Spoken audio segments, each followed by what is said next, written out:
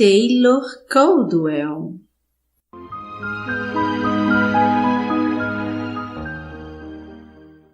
Médico de homens e de almas.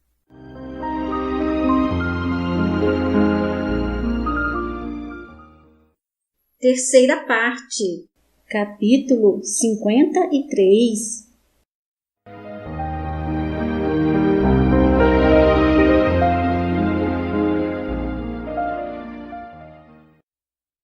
Pela manhã, o jovem Ezequiel bateu à porta do quarto de Lucano e, abrindo-a, o médico viu que o rosto dele estava cheio de medo e incerteza.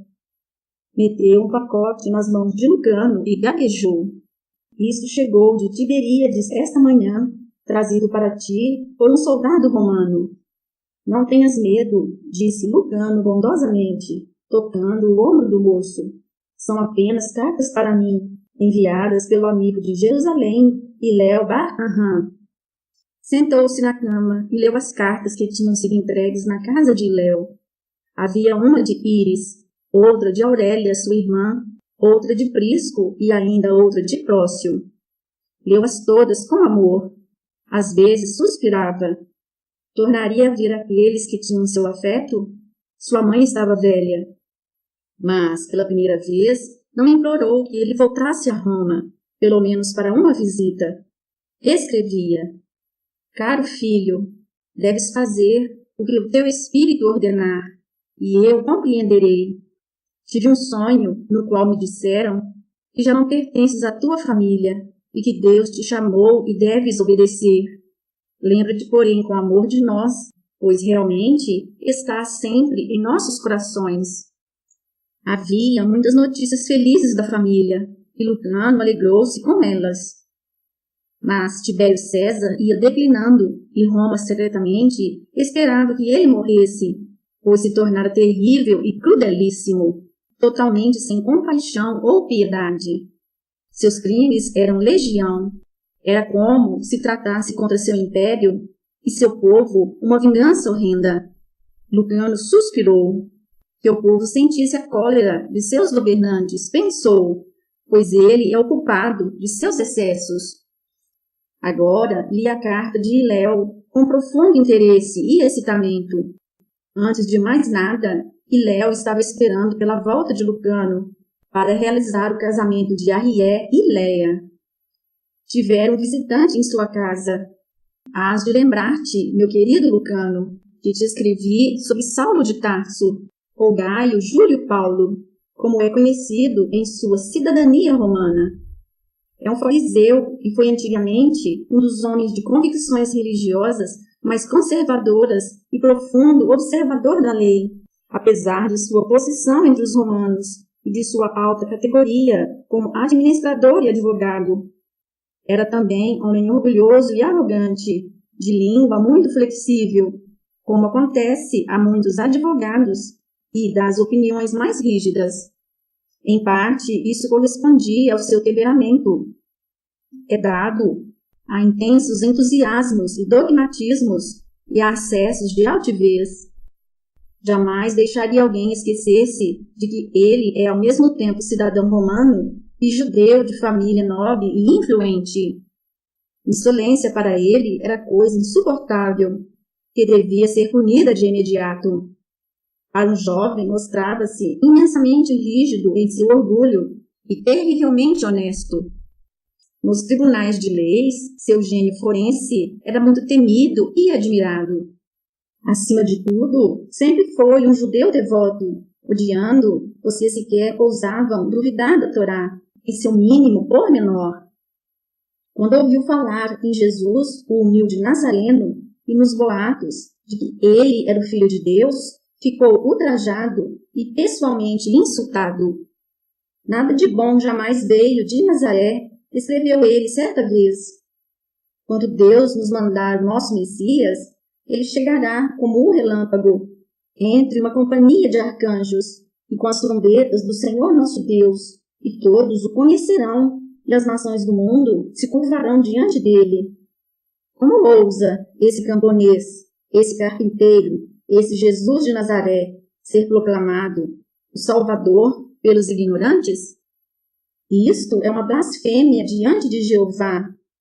Estou cheio de indignação e justa afronta. A lei foi violada por massas idiotas e iletradas. Sabes que sempre desprezei os iletrados, que cantam suas preces para ouvi-las e nada sabem da verdadeira lei e suas implicações. Se eu pudesse fazer o que desejo, confinaria essa gente aos pátios externos do templo, pois cheiram mal e seus rostos estúpidos são uma afronta diante da glória de Deus, e seus sacrifícios deveriam ser rejeitados. Receio, Lucano, que minhas cartas a ele só tenham aumentado sua cólera. Como podia eu, de uma grande família judaica, um erudito, um homem de posição, venerado no templo, estar tão iludido com os boatos relativos a esse Jesus, a esse homem das colinas despidas, das ravinas e barrancos de Nazaré? Algum encantamento foi atirado contra mim. Isso era intolerável, e agora os cristãos espalhados estavam causando muitos transtornos em Damasco, discutindo com os vizinhos, zombando da lei, declarando que o Messias nascera de uma virgem, numa família humilde, e pregara através de Israel, ultrajando os sacerdotes, que são os guardiães da lei, falando contra os fariseus que administram a lei e chamando-os de uma geração de víboras e hipócritas. E então ele fora justamente crucificado por incitar o povo contra Roma, para perigo mortal desse mesmo povo. Como administrador romano, ele seguia seu dever, segundo as leis, indo a Damasco para abafar o que os romanos chamavam insurreição, mas que ele declarava ser blasfêmia. Cavalgava com sua companhia de colegas advogados e com um séquito de soldados romanos cheio de vingança e fúria. Tão inflamado ia que não parava numa hospedaria sequer para passar a noite, mas cavalgava para Damasco como um turbilhão. E agora, como meu amigo e hóspede de minha casa, conta-me a mais maravilhosa e estranha das histórias. Está cheio de paixão e excitamento ao repetir o fato, como se eu fosse o descrente e ele, o evangelista, que precisa me convencer. Estava ele cavalgando à frente de seu séquito na estrada de Damasco, seus cabelos e suas vestes voejando ao vento provocado pelo seu galope. Subitamente, o animal que ele montava nitriu e inclinou no ar, tendo Saulo um trabalho imenso para dominá-lo. Os que o acompanhavam inclinaram também, e os homens, lutando contra seus cavalos e blasfemando, fizeram círculos na estrada, estalando chicotes, enquanto as patas dianteiras dos animais batiam no ar, num frenesi, e os arreios brilhavam ao luar como prata agitada. Então, diante de Saulo, uma luz tremenda apareceu, como um sol novo, e no meio dela surgiu uma figura radiante, coroada de espinhos e envolvida em luminosidade enseguecedora.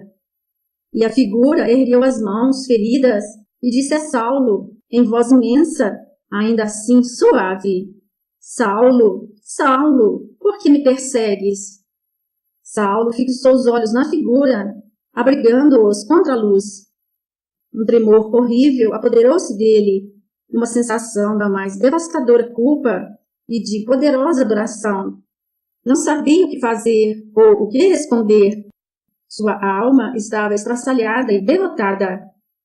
Aquele era o Messias que ele estava para perseguir e cujos seguidores ia disposto a destruir. Olhou para a face gloriosa e seu coração saltou de júbilo, humildemente. A criatura humana, de forma alguma, poderia suportar a visão. Saulo foi abatido pela vertigem e tombou de seu cavalo. Houve alguns, entre os que o acompanhavam, que nada viram. Outros declararam ter percebido luz deslumbradora que os enchera de terror. Fosse como fosse, Saulo voltou para Jerusalém, homem transformado, elevado, cheio de lágrimas, repleto de alegria e angústia que se mesclavam, e de apaixonado amor. Ele vira o ressuscitado. Toda sua natureza veemente aceitava, porque aquela mesma natureza, ainda não havia muito, rejeitara com desdém e repulsa. Agora está em minha casa. Declara que vai procurar Pedro em Jopa imediatamente para ser batizado e para receber instruções. Irá então cuidar de sua própria missão. Disse-me, ele, nosso Senhor, não veio apenas para os judeus, mas para os gentios. Eu me tornarei uma voz para os gentios e hei de levá-los à salvação. Lembra-te que isso estava sendo dito pelo altaneiro Gaio Júlio Paulo. Consegui persuadi-lo a esperar até a tua volta, quando retornasses da visita a Maria e a Galileia. Ele ainda é homem muito impaciente e de início recusou. Não podia adiar por um instante o trabalho que deve fazer. Contei-lhe tudo a teu respeito, meu querido amigo, e agora ele declara que tu e ele ireis juntos até Pedro. Não sei o que Pedro fará com ele. Pedro, o pobre Galileu, o humilde pescador.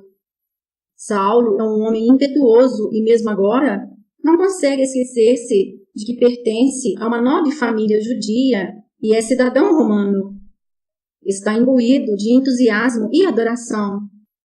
Discutirá com Pedro e Pedro com ele? Saulo acredita ter recebido uma incumbência especial de Nosso Senhor, incumbência que, segundo ele próprio insinua, ainda é superior à dos apóstolos. Será ele arrogante para com Pedro? Humildade é coisa que dificilmente lhe chegará à alma. Pedro viu e acreditou. Saulo não viu o Senhor em carne, mas agora acredita com uma exultação que às vezes é assustadora. Chega a fazer-me discursos, adverte-me, a mim, que há tanto tempo tentei convencê-lo. É como ter um temporal em casa, passeia de cá para lá a noite inteira, murmurando consigo mesmo e rezando.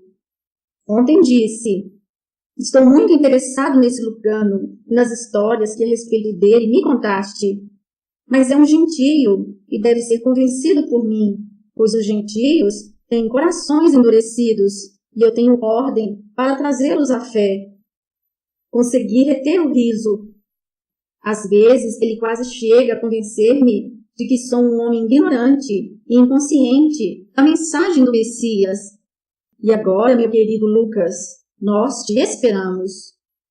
Aquela era a primeira vez que Lucano era chamado pelo diminutivo afetuoso. Leu e tornou a ler a carta de Léo, e seu excitamento cresceu. Tinha a impressão de que ele e Saulo iriam entender-se, pois nenhum dos dois vira o Messias em carne. Apenas com seus espíritos o haviam visto, e seguramente a visão do espírito era mais pura do que a visão dos olhos mortais. Pensou em Saulo com súbita afeição, que era inexplicável. Sorriu ao pensar num homem orgulhoso e veemente, cidadão romano, como ele era cidadão romano. Saulo realizaria grandes coisas, falaria com enfática autoridade. Seria um açoite para os apóstolos, que ainda suspeitavam dos gentios e temiam-nos. Seria um açoite para os gentios. Lucano apanhou seu material de pintura, depois de ter juntado em seu quarto. Queria retratar Maria para os tempos vindouros. Pensou em suas feições tranquilas e belas, em sua majestade, em sua graça, em seu aspecto sereno e sobrenatural. Pensou nos olhos percussientes, mas suaves, no sorriso heróico, nas maneiras doces. Começou a trabalhar, mas Maria lhe fugia. Era ao mesmo tempo velha e imortalmente jovem, simples, contudo profunda. Como poderiam simples tintas descrevê-la, a ela, a Mãe de Deus? Fim do capítulo. Minha alma glorifica o Senhor. Meu espírito se alegra em Deus, meu Salvador, pois atentou para a humildade da sua serva. De agora em diante, todas as gerações me chamarão bem-aventurada.